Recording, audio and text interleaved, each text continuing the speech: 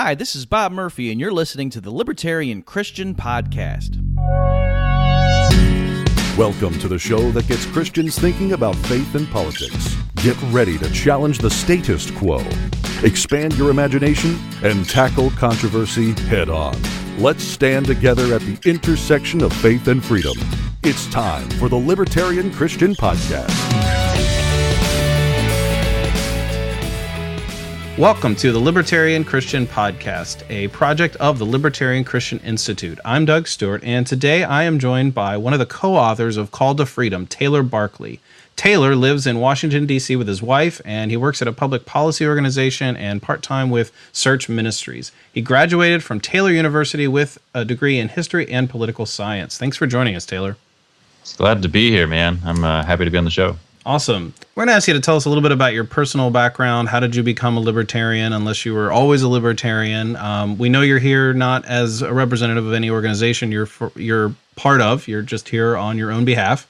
So tell us a little bit about your libertarianism. Yeah, well, thanks, Doug. Yeah, I work full-time at the Competitive Enterprise Institute as the government affairs manager, but I'm here in my own personal capacity. This book project was done in my own time with my friends who co-authors of the book.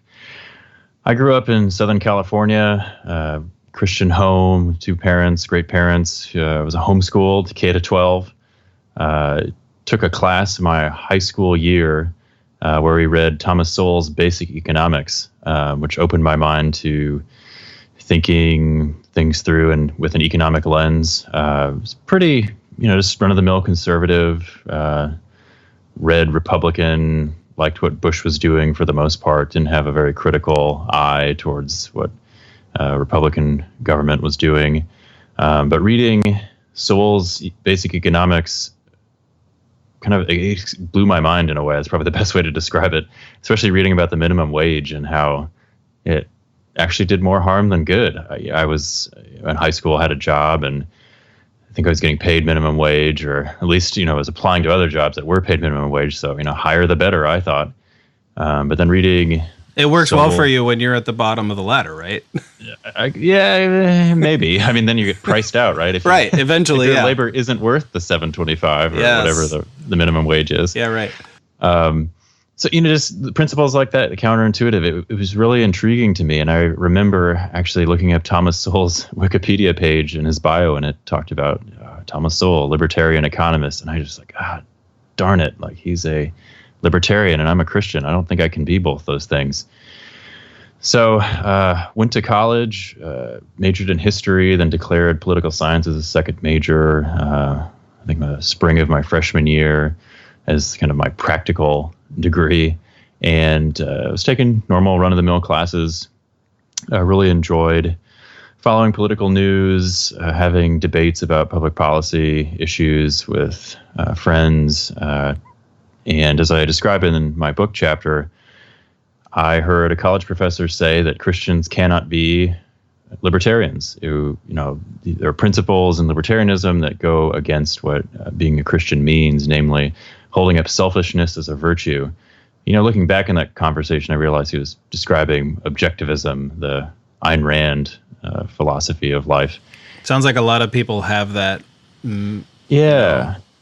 I think that's a common misconception. And, what is it? If you can be a libertarian and an objectivist, but not all libertarians are objectivists. Yeah, right. So I remember hearing that and then going home and sitting on the beach with a friend, and she was saying how she and her family are libertarians. And I was debating oh man, do I say something? You can't really be both those things.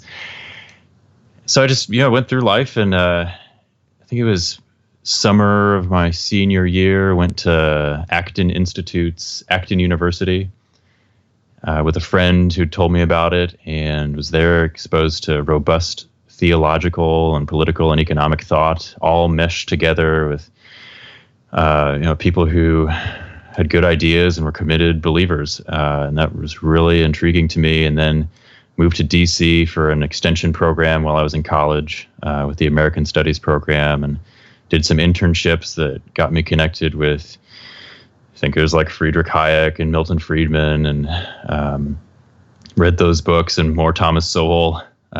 coming back to him was fun.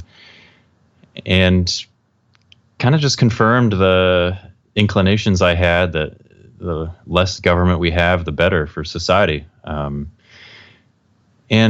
I think over the years, just came to terms with how does my Christian belief interact with my libertarian political philosophy. And my chapter is specifically focused on the personal morality question, like how do we as Christians who have a specific morality laid out through Scripture and through God's word to us, directly and through the Bible, what do we do with other people behaving immorally, and does the government have a role in enforcing these moral principles as laid out in the Bible? Because that's a common objection, and I think that was the objection I heard from that professor, that there are moral things that Christians adhere to that libertarians do not. So clearly, you can't be both. Yeah, I'm surprised you said you met someone on the beach whose whole family was libertarian. I don't hear that often, that my family is libertarian. True, it is very rare. Many people think it's incompatible, and I think a lot of people probably have a similar journey to what yours is, in that they see something attractive in libertarianism. They see something that is still comfortable within, either if they're leftists or more progressive, or if they're conservative, that sort of, goes along with their conservative viewpoint. If they're a conservative, it sounds like you grew up more conservative on that end. Am I right? That's correct. Yeah. Yes, So, correct. You find something that's compatible with it. Otherwise, Thomas Sowell would have turned you off rather than turned you on to these issues, right? That's a good point. Yeah. So, you find something compatible with it. So when do you have a lot of conversations with people who aren't libertarians, whether they're Christians or not? I mean, do you in your work, do you talk to people a lot about this? It's actually a couple of weekends ago, took a work-related trip it was mostly conservatives, robust thinking conservatives, kind of the Russell Kirk style, and got some pushback for being, libertarian, because they have their viewpoints. It's very consistent in their mind and in their politics and public policy solutions, that everything is interconnected, kind of virtues as agreed to from natural law and is girded by the Bible, like if it's all part of this whole. And I talk about this in the chapter. Authors like Nancy Percy and Francis Schaeffer, who I think have done a lot of great work in helping Christians kind of view their personal faith and Christ is encompassing, all of human life. It's not compartmentalized, like getting out of this compartmentalization, like church is on Sunday and my spiritual life is on Sunday and maybe one night of the week. Yeah. It's every day and every night. And I completely agree with that. But I think and I was taught with Francis Schaeffer and Nancy Percy material and kind of the school of thought in high school. And I picked up from these teachings, and I think some of these conservatives, as I would view their perspectives, that because certain moral truths are true, they need to be integrated with political action and into politics, and the government has a role in enforcing them, or at least encouraging them. Right. Had a pretty robust discussion with a guy recently who he seemed appalled that I thought most drugs should be legalized, because it's the government's role, from his perspective, to promote virtue, and the way to promote virtue is to ban the drug use. This is a Christian that said that? That's correct. Yes. And do you know where he got the government should promote virtue argument? I'm not sure exactly. He is a very intelligent guy. I think highly of him. But we didn't get into like underlying reasons, but yeah, that was something I'd encountered, and like, I even identified with that a few years ago. And I think there is an argument to be made. And my perspective, like I go into the chapter, is the government is not good at a lot of things. This economic principle of comparative advantage. Certain firms, individuals, like we do what we're good at. And economics tells us, those skills are rewarded when they're done well. And the government is good at using force to enforce things. And that's pretty much it. So like, I don't go to Home Depot to buy my groceries. I go to Home Depot to pick up housing supplies. So likewise with government, I don't go to them to plan my family vacation or to be involved in enforcing virtue. I go to them to protect my life, liberty, and property. That's how I view, that's my perspective on the role of government. So as I discussed in the chapter, letting the government be in charge of promoting a perception of moral behavior is like, even if it's like 100% correct, and I agree totally,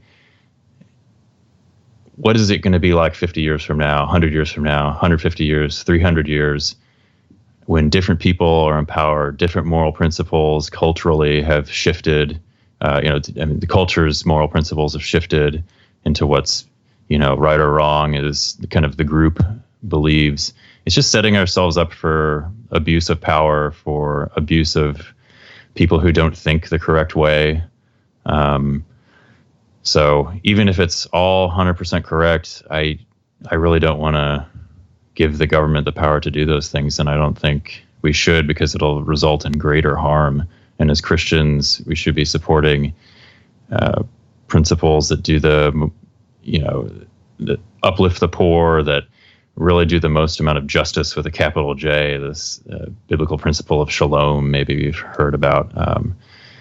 So that's kind of all tied together. Really just want to set things up for the best the best chance of success possible, and a limited government, I think, is the way to do that. I agree. And obviously, we're here talking about libertarianism from a Christian perspective. I think a lot of people don't feel very comfortable if the government isn't doing something, to enforce even just a minimalist version of whatever set of morals and ethics that they want to see enforced. Like most conservatives are probably not going to say that adultery should be illegal. I rarely hear that argument made. Yeah, that's true. They up until recently, in the last couple decades, divorce was supposedly supposed to be really hard. That was kind of the idea. It's like, well, we shouldn't make it easy for people to get divorced because, divorce is, an abomination in the sight of the Lord, or, those kinds of things. But somehow they want to enforce like a minimalist version of any of those things. How do we get people to comply with our vision of society without making them comply with all of the rules that we personally want to? So it's like this like diet version of their morals. We have to we have to talk about enforcing morally. One of the things that I also find fascinating about these conversations about the government, and I talked about this with Jason in a previous episode, Jason Huey, about the varying levels of government. In that, we often talk about the government as the state, and we often mean the federal government. You're in Washington, D.C. Your policy aims are very much aimed at the federal government rather than your local community, although I don't know how involved you are in your local community and where you are in your city. I know you're going to move soon, but do want to get more involved. Area. Yeah, good. So do you see that there's room to be less libertarian, if I could put it more provocatively, in the 5,000 to 20,000 person community that you live in, or whatever it might be? Like, I live in an area that's tens of thousands of people, and if they start to impose high taxes or burdensome regulations, if it becomes too much, fewer people are going to move into the area, right? And or more people are going to move out, or something's going to change. But we can't do that if the federal government does it, or for that matter, my Pennsylvania state government. Correct. Yeah, and it's kind of the principle of federalism, right? That I think America's founding, one of the better ideas that came from it, Madison talked about the states as laboratories of democracy, like letting localized governments try different things. So your question, can you be less libertarian on a smaller scale? Like, I think probably, you can, I would still fight for limited government in my local community, for limited regulation. At least from a government perspective, it's, this principle of regulation, it exists everywhere, but sometimes the government does it, regulation through social norms and customs, moral principles even. Right. That's a really good point, it's not necessarily through threat of force if it's far more, it is at the end of the day, but if it's in conformity with the social norms of the time, which is how laws historically have been formed. That's correct. Yeah. Bottom up. Right. Like the government just kind of adopts what the social norms are of the day. Typically, that's not always true. I don't want to make that an absolute statement, but you're saying that if a community, let's say my community in Pennsylvania, not the whole state, my community, I'm not telling everyone where I live right now. My community in Pennsylvania, if they want to adopt certain norms that work for us, then that's not as much of a problem. Yeah. And as much of being kind of the key word there. Yes. That is a key phrase, because you can think of America's Civil War was fought on principles. Some people say, I don't want to get into this whole discussion, but certain local communities can do immoral things through the power of the local government. Right. Even if everyone agrees on them, it still doesn't make them right. So I think there is a role especially as Christians, to bring our belief in objective morality and a right and wrong, to stand up and protect those who don't have much of a voice. And I think often fighting for limited government ends up serving that population better than the alternative of making everything bigger and more involved in our daily life. Yeah. So what are the things that, if you've had to, I don't know, have you had any success with, I wouldn't say converting Christians to libertarianism, but if you have, what are some of the arguments that tend to work for you? The probably issue related, I'm guessing. Yeah, it's more like kind of like spot checks. Being in my early 30s, most of the people I talk to, minds are pretty made up. I like to say, being here in DC, everyone moves here because we have our minds made up on how the world should work, and we're here to fight for certain principles. And I put myself in that bucket. I'm here working full time at a nonprofit because I believe in what this organization is doing, and spend time in my own time reading and writing on these things. I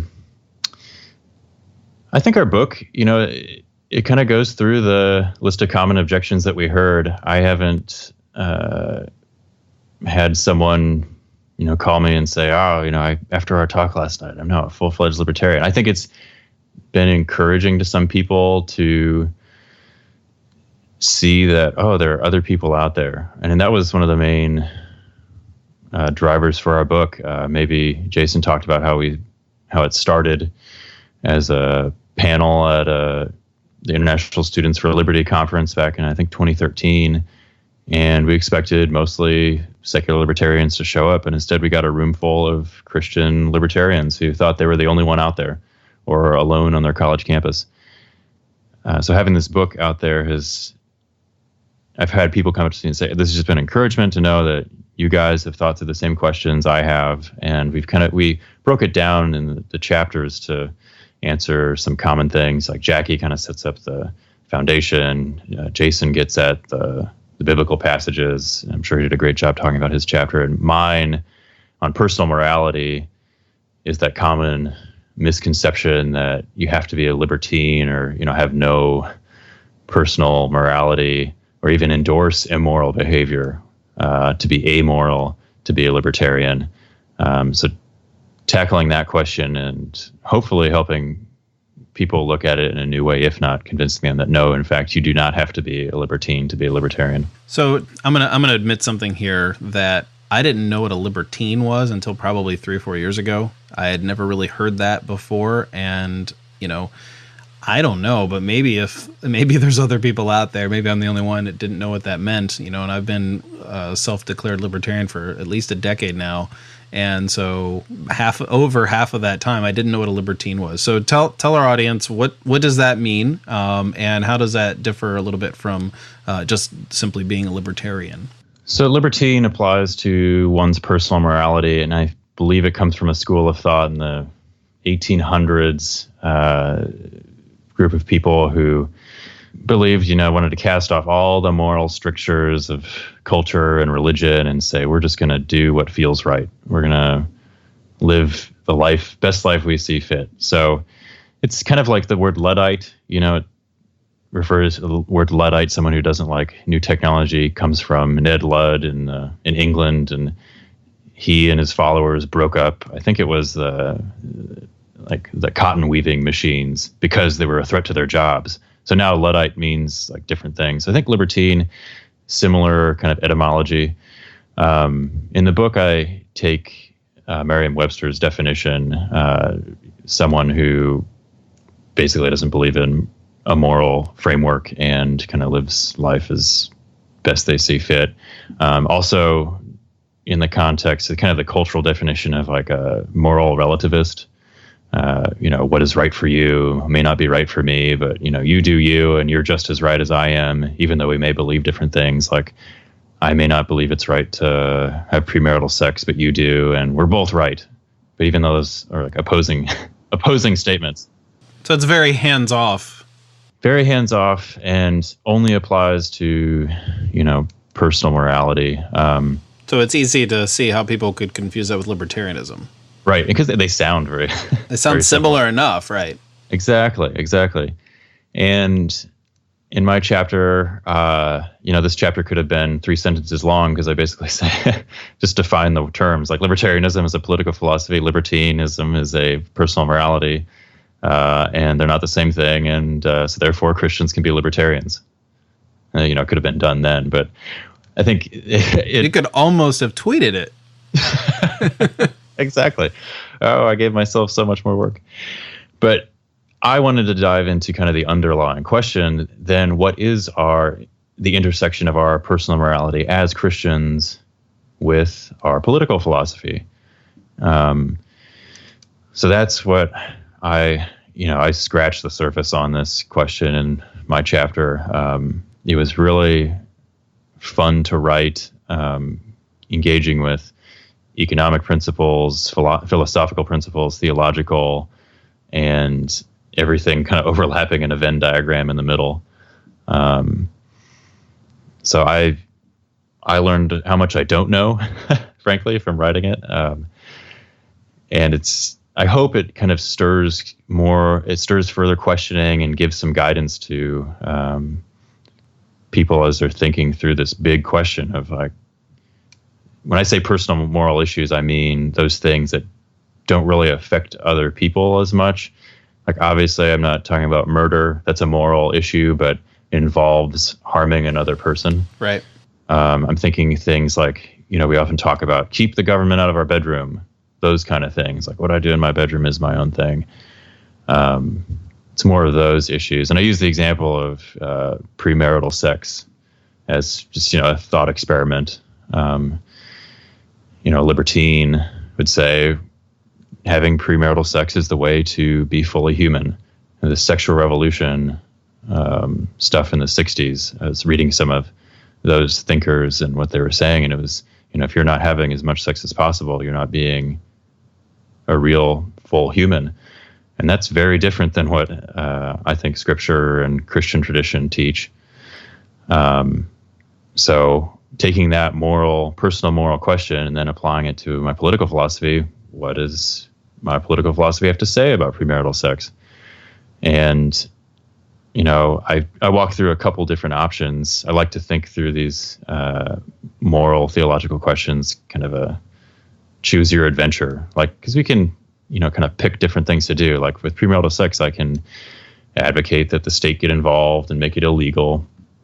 I can take matters into my own hands and force people to stop. I talk about that being a celibacy Batman of sorts, fighting immoral behavior at night. And, the other thing I could, talk against it online through the news articles, create a following of sorts. And so like looking at each of those options, what would they do? Or, I could just say, it's not my role to correct other people's behavior in this regard. And, the government being involved in preventing premarital sex would be like, what would it take to do that? A near constant surveillance state of being involved in people's lives, like cameras in bedrooms, like giving the government power to accuse and take to court people who infringe on this moral principle. That just seems a worse outcome than people doing what I think and Christian tradition and scripture say is wrong. I dive in. I think there is a way to approach these questions, though, that I discuss in my chapter. I think the Bible lays that out pretty clearly. One being, the first principle being, we shouldn't expect people who are not Christians to behave the same way that we do. I think no matter your belief set, that's probably a correct principle. People think differently and behave differently based on those beliefs. The second is Jesus does lay out a way to correct immoral behavior in the context of people who are following him in the church, in a community. And it's a multi-step process, starting with, a one-on-one conversation. And like all of this is supposed to be laced with grace and love and not bludgeoning or calling people out in public. It's, go to your friend and tell them what they've done wrong and talk with them about it. And then if they don't listen or repent, then bring a friend with you. So it's kind of like a two-on-one discussion, and then like kind of expand it a bit. And then you reach a certain point where action is taken. So, we in the Christian church can just so easily forget those things. And especially that, we're in the Christian church because we believe we're sinners and we need God's help to stay in relationship with him. Then that brings an attitude of humility. So I want to tie all those Christian teachings and principles into this discussion of personal morality and political thought, political philosophy, political action, because I think for me at least, it's tempered my willingness to get the state, the government involved in issues of personal morality, just because it's an ineffective tool, I think. Yeah, I like how you talk about the humility, because I think that's probably my biggest reason for being a libertarian is that I think I know how the world ought to run, and maybe I should be doing your job in DC and making sure everybody runs the way I do. But then I realized, wait a second, I don't have it all figured out, and so I shouldn't be telling someone else how to live just because my morality tells me that's what God expects. And using the state to get someone to do that is problematic, let alone like incredibly complex. In your thought experiment on premarital sex, like how would you enforce that? There's just so much to do. It reminds me of I don't know if you ever saw the show The West Wing, but one of the guys in there, he says, you conservatives want the government so small it can fit in our bedrooms. It was one of the few lines in that show. I loved the show that always stuck with me. I'm like, wow, that's very clever. So, So to be a libertarian, I guess you could be a libertine. I mean, I'm guessing libertines are probably libertarians, or a lot of them are. There's a lot of overlap to some extent. Totally. There's probably a lot of libertarians who take a broader outlook on how society should be enforced to run, maybe more cosmopolitan or, so this sort of gets into the thick versus thin argument, because what does it mean to be a libertarian? Is it just like, like as a Christian, we kind of have the whole creeds as a baseline for orthodoxy, which has its own problems, but that's a pretty good starting point when talking to somebody to find out, are you an Orthodox Christian versus, something else, or are you a Protestant, or are you a Catholic? Those kinds of things. You kind of gauge where someone is based on that. And we're always obsessed with whether or not someone's a Christian, or whether or not someone's a libertarian, or whether or not they're on my side of whatever it is that we think is the correct opinion. But those problems aside, the thick versus thin argument in libertarianism in the past 5 to 10 years has become kind of intriguing to me, and maybe some of us out there don't quite understand what is the thick versus thin libertarian debate. Can you give us a little bit of that, and we'll talk about it? Yeah, totally. I think to your first point, that libertines can be libertarians, but you don't have to be a libertine to be a libertarian. I think that's the great thing about libertarianism. It lets freewheeling libertines and fundamentalist Christians live together in the same community because the political structure is libertarian. It's a limited government. So it's not one imposing its vision of good moral behavior or immoral behavior on the other. So it lets these very different groups of people be in the same community and allow relationships to develop. And the thick and thin libertarianism debate, like it's very kind of in the community. I think you talk to someone on the street, even libertarians, like some libertarians have never heard of it. I had a former colleague, and he's worked at a number of free market libertarian conservative organizations in DC, and he read my book chapter and was like, I had never heard of this thick and thin libertarianism discussion before. There's a good piece on reason.com. I'm sure if you just go to reason.com and search for thick and thin libertarianism, there's a good collection of essays on what exactly this means and the implications for each set of beliefs. But kind of the short definition, a thick libertarian would believe that political philosophy should extend into personal morality. So essentially being a libertine or someone close to it. So, and includes, speaking out against those who would say you should not do a certain behavior, because saying you should not do a certain behavior, imposing some normative moral judgment on them, is a violation of the non-aggression principle. That mere act of saying, hey, Doug, you shouldn't do that thing that's only affecting you because I think it's bad for you, that's infringing on your rights to your body, your just mind. The mere act of telling me that? I believe that's how it's one of the components of thick libertarians. Yeah. So, and it's this debate that we're having as a culture right now. Are words force? Saying certain things, is that equivalent to me punching you in the face? And that, this is a bigger discussion than we can have right now, but that's a component of thick libertarianism. It's this, I'm going to apply libertarian principles of the government staying out of, not infringing the non-aggression principle, the NAP, but also I'm not going to infringe on the NAP through personal action and personal words. And the thin libertarianism would be more along the lines of what I hold, something I discuss, in the chapter.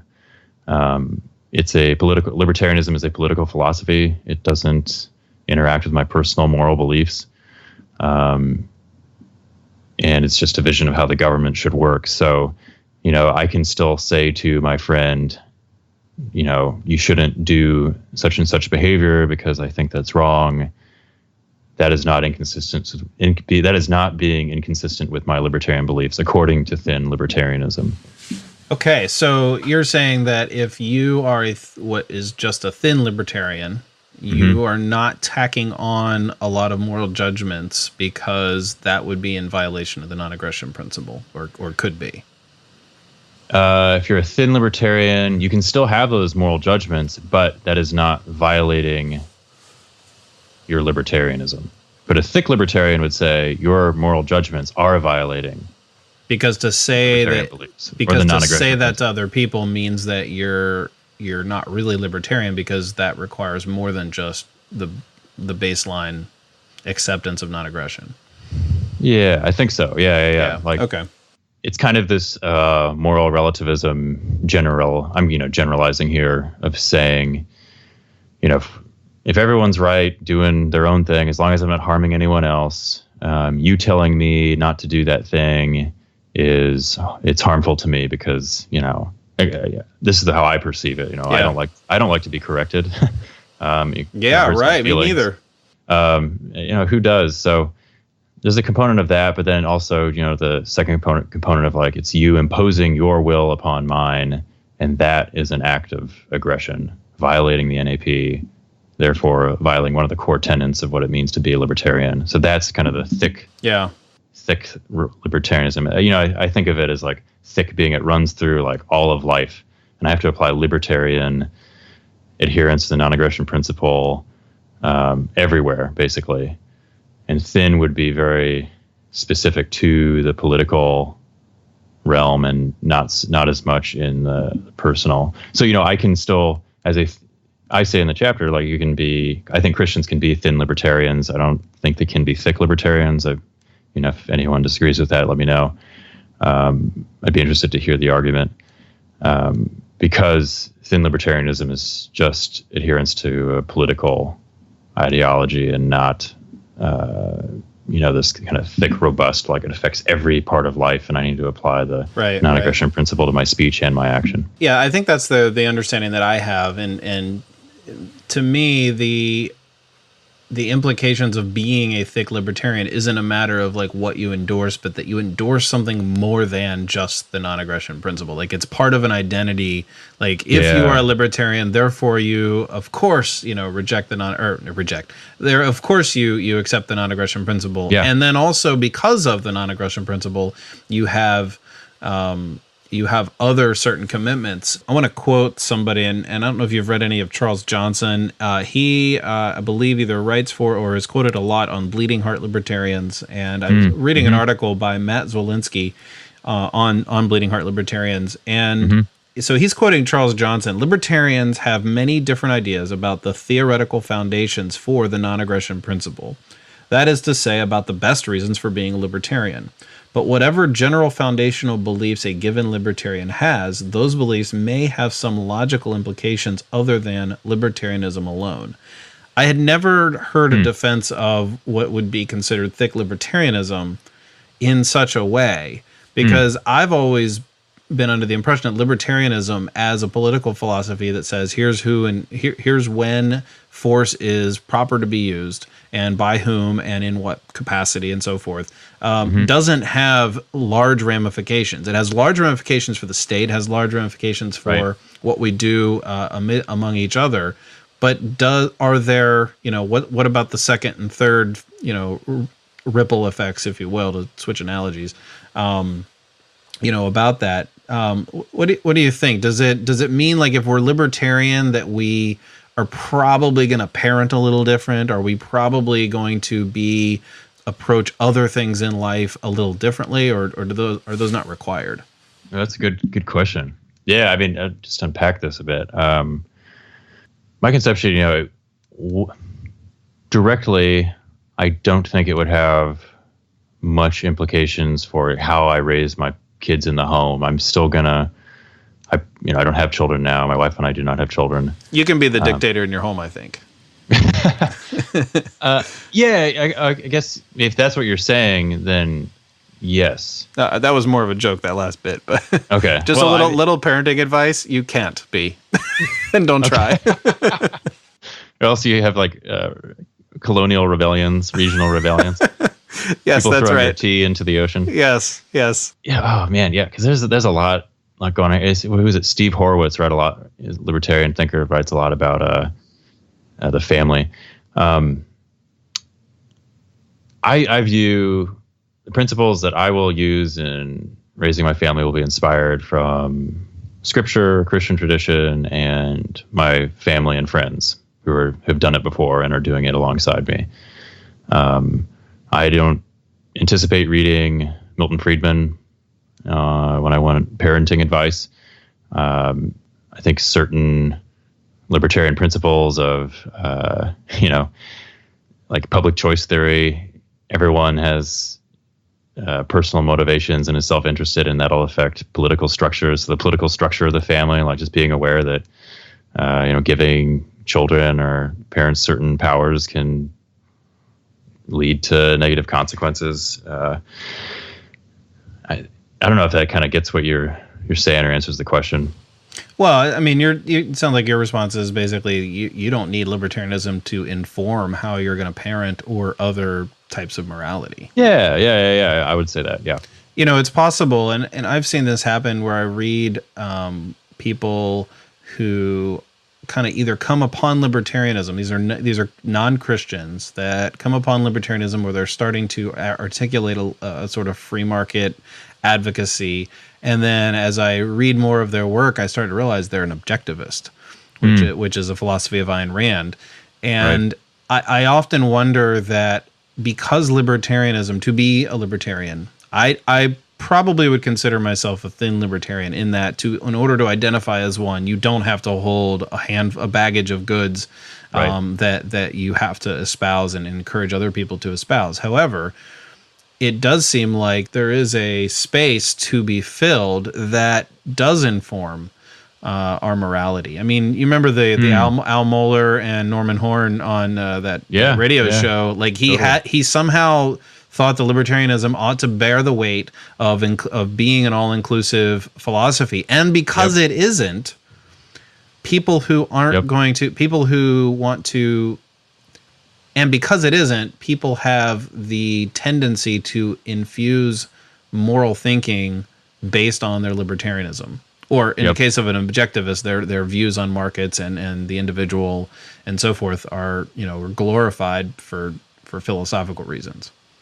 Yeah. And that was one of the conversations I had recently, was that same kind of rejoinder, like libertarianism is a full-fledged philosophy that will affect everything in your life. So that's why I'm not a libertarian, and I think you're wrong, is basically the rejoinder. And I don't know how to have those discussions really, other than like, well, maybe we're just talking about different things. Right. Yeah. Getting back to like, well, what do you mean? That doesn't even make sense to me. Yeah.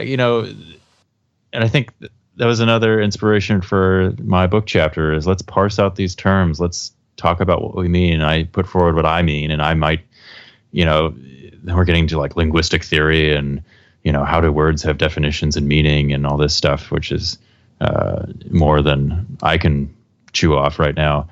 But it's important when, we as libertarians, and if you're conservative, you're having a conversation with a libertarian, just talk about like, what do you mean when you say libertarian? What do you mean when you say you're conservative?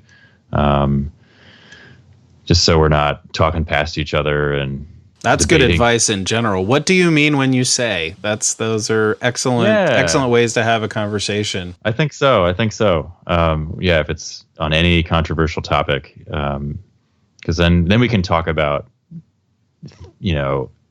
what something on the table instead of what we think might be on the table, or hidden motives, or whatever the case may be.